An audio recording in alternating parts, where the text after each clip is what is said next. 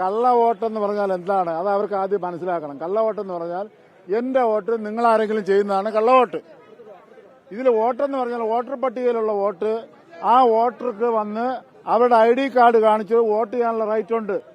അവിടെ ഈ election commission vote ചേർക്കൽ പ്രക്രിയ ആരംഭിച്ചപ്പോൾ മുതൽ വോട്ട് ചേർക്കുന്ന ജോലികൾ ഇവിടെ ഉള്ളവർ ചേർന്നു. അതെല്ലാം തന്നെ ഓൺലൈനിൽ ചേർക്കുന്നതാണ്. ആ ഓൺലൈനിൽ ചേർന്ന വോട്ടുകൾ ആ വോട്ടർമാർ വന്ന് ചെയ്യുന്നു. ഇപ്പൊ ഇത് ആ സമയം മുതൽ ഇവർക്ക് അറിയാം ഇവിടെ ജയിക്കില്ല എന്ന്.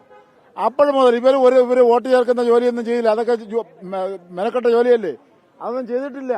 അങ്ങനെ വോട്ട് ചേർക്കുന്ന പ്രക്രിയ എല്ലാം പൂർത്തീകരിച്ച് ശേഷം വോട്ട് ചേർത്ത് കഴിഞ്ഞാൽ എന്താണ്, ആ വോട്ട് കരട് പ്രസിദ്ധീകരിക്കും. 4 പ്രാവശ്യം ഇലക്ഷൻ കമ്മീഷൻ പ്രസിദ്ധീകരിച്ചു. ഞങ്ങൾക്കുള്ള ആക്ഷേപങ്ങളെല്ലാം ഞങ്ങൾ കൊടുത്തു. ആ കൊടുത്തതിന്റെ അടിസ്ഥാനത്തിൽ ചില വ്യാജ വോട്ടുകൾ വന്നതെല്ലാം നീക്കം ചെയ്തു. ബാക്കി ആരെയൊക്കെ വോട്ടുകൾ ഉണ്ടെന്നുള്ള കാര്യം നമുക്ക് നുള്ളിപ്പറക്കി കീറി പരിശോധിക്കാൻ പറ്റില്ല. ട്രാൻസ്ജെൻഡർക്ക് വോട്ട് അതറിയാം, അത് മനസ്സിലാക്കണം. ട്രാൻസ്ജെൻഡേഴ്സ് താമസിക്കുന്നത് ഈ വഞ്ചൂരാണ്, ഇവിടെയാണ്. അവർ ക്യാമ്പ് ചെയ്യുന്നതാണ്.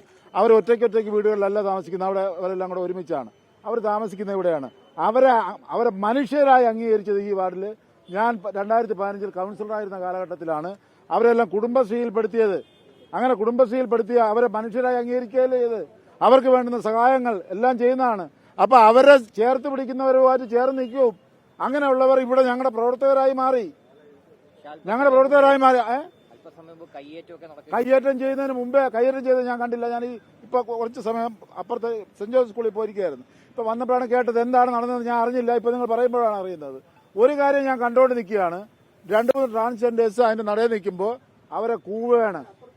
കാരണം വെച്ചാൽ അവർ മനുഷ്യരല്ലാത്ത ഏതോ മൃഗങ്ങളെ പട്ടികയിൽപ്പെടുത്തി അവരെ കൂവുകയാണ്.